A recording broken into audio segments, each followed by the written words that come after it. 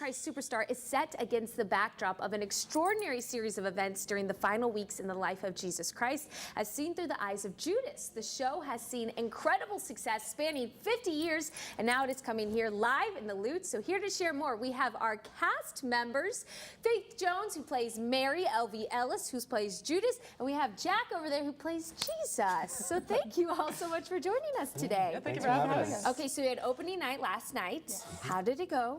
It went well. It went so great. Well, how are we feeling about St. Louis? We like it. Love it. I mean, we like it, especially at the Fox. Yeah. Yeah, it's Oh, yeah. beautiful. Walked It's- into that theater and it felt like a cathedral. It was yeah, which is crazy. fitting for this show, right? So Yeah. why don't we just talk a little bit about Jesus Christ Superstar, what people can expect? So, Jesus Christ Superstar is a rock opera, and so there are no spoken lines, and it's all sung through. It's all rock music, but it is all inspired by the events, like you said, of the last weeks of the life of Jesus from the perspective of Judas, which is really interesting. That is interesting, and I kind of talked to you a little bit about before, but that just shows how complex the story is, that maybe whether from a historical or religious standpoint, you don't dive into that, and music kind of helps tell that story, I think. Yeah. It really does, and I think a lot of people, when they hear the words opera, they're thinking that it's only about the music and that there's not necessarily a story being told. But the lyricism in this show and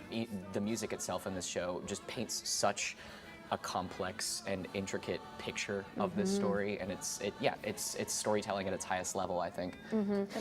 And also I think the music is to bring out the humanity of all the characters as well. Yeah. Well, especially for Mary losing a son. I mean, that's just.